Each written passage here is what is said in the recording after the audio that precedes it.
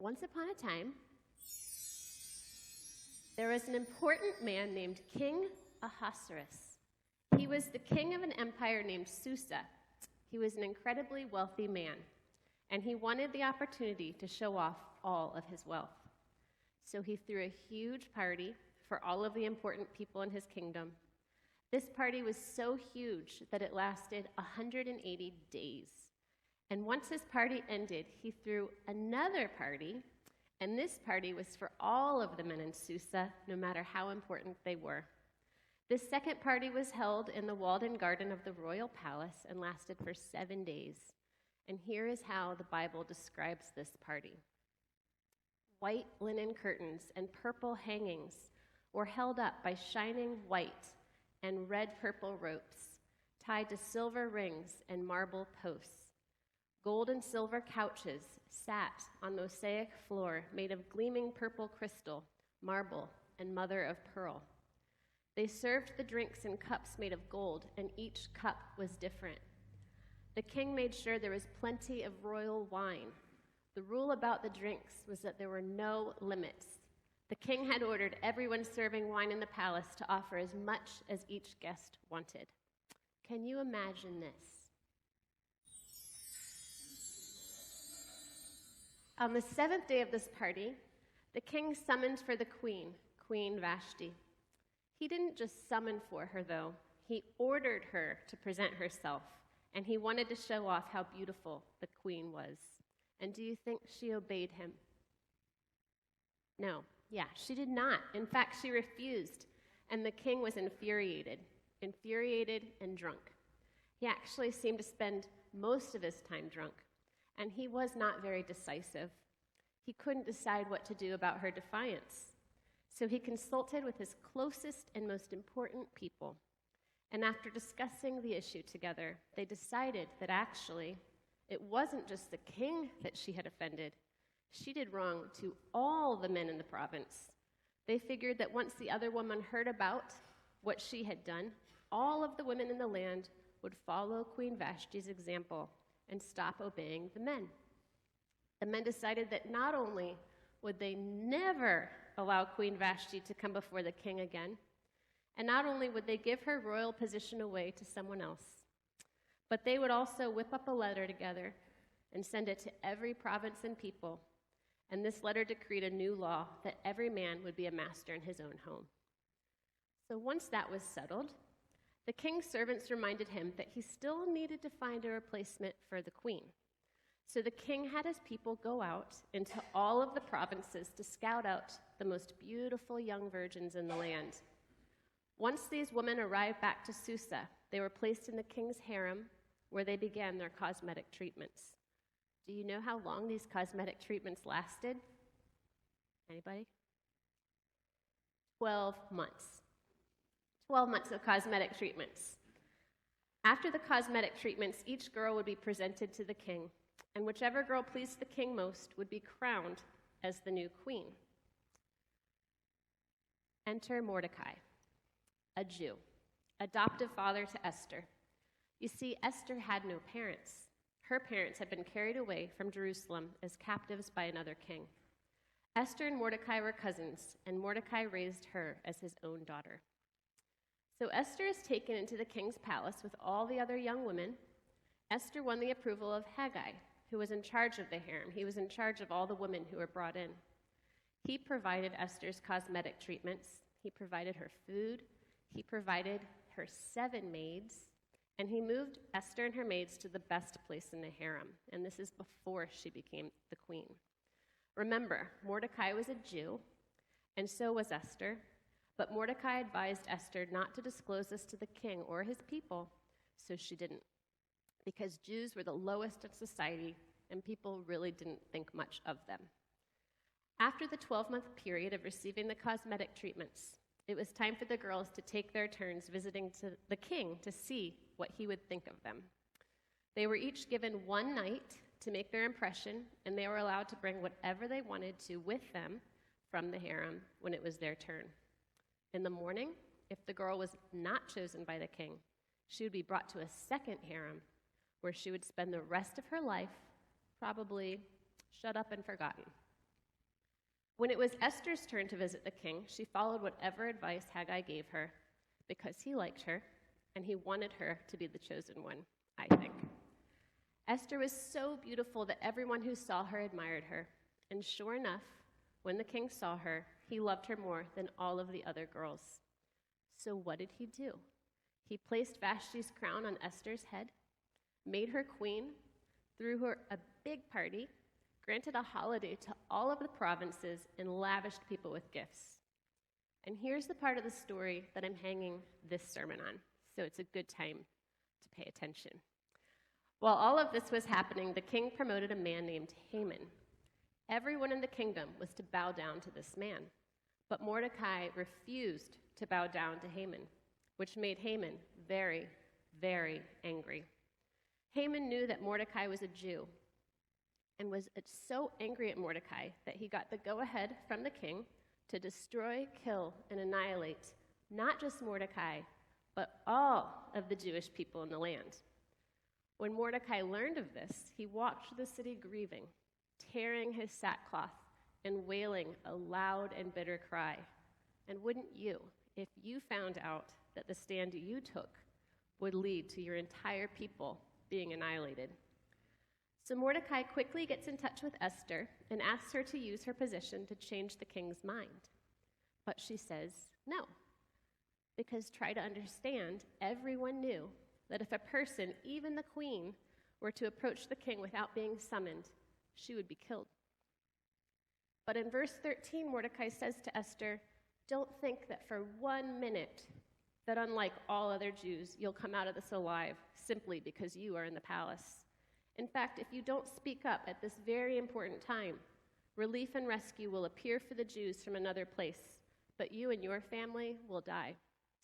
And then he adds, "But who knows? Maybe it was for such a time like this, for a moment like this, that you came to be part of the royal family." So Esther responds in chapter 4, verse 16, "Well, okay." She says, "If I must die, then I'm willing to die." And she comes up with a plan to change the king's mind, and the action she takes ultimately rescues the Jews from annihilation, and they live happily ever after, sort of. I just took you about 2/3 of the way through Esther. It's 11 chapters long. So you should sit down this afternoon and finish it to read the rest and see how the story wraps up. Many scholars consider this book a work of literature, like historical fiction, a Jewish novella that explains the origin of the Jewish holiday Purim. The book of Esther is the most secular book of the Bible. In fact, God is not ever mentioned once. There is drinking, sex, and a lot of murder, which you'll discover if you finish reading the book. The main characters, Esther and Mordecai, who are Jewish, violate Torah commands. They were not focused on God at all. So what does the book of Esther tell us? The book of Esther tells us that God relies on our human actions to carry out God's purposes. How are we using our influence in the place we find ourselves to act and initiate systemic change, even if we, like Esther, are the least likely candidate for the job? Esther did not simply accept her position in society as a powerless woman. She worked within the system to gain status, and even though she was not focused on God, God worked through her actions anyway to ensure the survival of God's chosen people. So I want to use the rest of my time with you to talk about how we can live into our call as Christians to defend the weak and the fatherless, to uphold the cause of the poor and the oppressed, to rescue the weak and the needy, and to deliver them from the hand of the wicked. That comes from Psalms. Many of us shy away from this kind of Christian life. In the book I'm reading called The Time Is Now by Sister Mary Chittister, she writes, "The temptation, of course," this is a long quote, so you have to bear with me. She writes, "The temptation, of course, is to refuse the invitation to really follow Jesus. That is, to be in our time as he was in his, to really feed the hungry, or contest with the practices of oppression, or deny the piety of sexism, racism, and economic slavery. In fact, we often ignore, resist, reject the idea that, like Jesus, we have a role to play in righting a world whose axle is tilting in the wrong direction. Our task is to be obedient, to keep the laws, the fasts, the dogmas, and the feast days we argue. But the question we fail so often to ask is, obedient to what and obedient to whom? Our task is to be obedient all our lives to the will of God and the world. And therein lies the difference between being good for nothing and being good for something. This is still a quote. Between religion for show and religion for real. Between personal spirituality that dedicates itself to achieving private sanctification and prophetic spirituality, the other half of Christianity. Christianity requires that we are each so much a prophetic presence that our corner of the world becomes a better place because we were there. Or maybe you're like me. I often shy away from taking a stand because I want everyone to like me. I don't want to be in the middle of controversy, but I've realized that if I'm afraid to stir the pot, I'll be very limited in what I can accomplish for God. I'll be very limited in how much I'm able to live into my calling. If I'm not willing to do anything or say anything that will upset people, I'll be up against a wall really quick. If we avoid discomfort, we limit ourselves. In the book, How to Take a Stand, author Carolyn Stahl-Bowler states, Esther did not just accept her status, an orphan, a woman, a hidden Jew who made it in a racist society. She violated the status quo. She created a situation in which conflict could not be avoided. Did Esther create the conflict, or did she expose it? Even Queen Vashti, earlier in the story, refused to come in to the king in order to parade her beauty in front of all his important people. Carolyn Stahl-Bowler writes, she would not tolerate the humiliation of being scrutinized as a thing instead of a human being. She said no. She ruined the peace and was deposed. She took a stand. She created a situation in which conflict could not be avoided. Did Vashti create the conflict, or did she expose it? When Mordecai challenged Esther to take action in our scripture reading today, did Mordecai create the conflict or Esther by insisting that she act, or did he expose the fact that she was already in the middle of a conflict?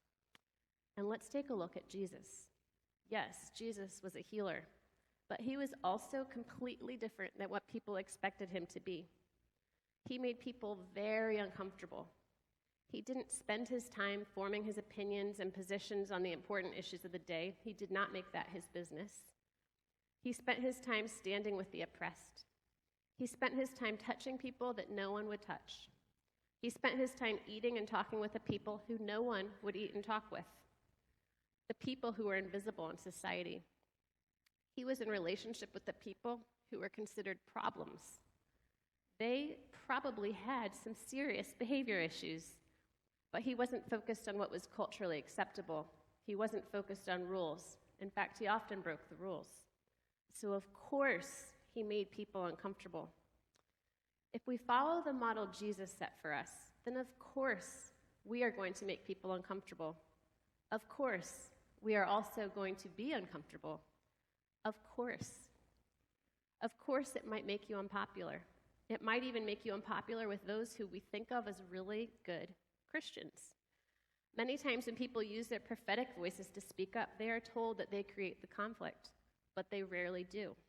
They expose the conflict that already exists in order to bring justice and healing. We must accept the fact that life, the life God creates and declares to be good, involves discomfort and conflict. It is needed if there is to be growth or creativity in our own life and relationships. When we avoid conflict, we may think that we are being nice and quiet and polite, but the ways in which we go about avoiding conflict are seldom nice and rarely honest. So where do we begin with this life of using our prophetic voices and standing with the marginalized and the oppressed? Well, I like how Sister Mary Chittister writes. She writes, the question is not, what are we doing? The question is, what should we be doing in this time and on this day and in this particular situation? The question is not, how can we do it all? The question is, do we do any small thing to participate in binding up the wounds of the world? For whom do we rise up in our own communities, and what do we do about it? How do you imagine Jesus would be spending his time if he were here in our world today? And who do you imagine Jesus would be spending his time with?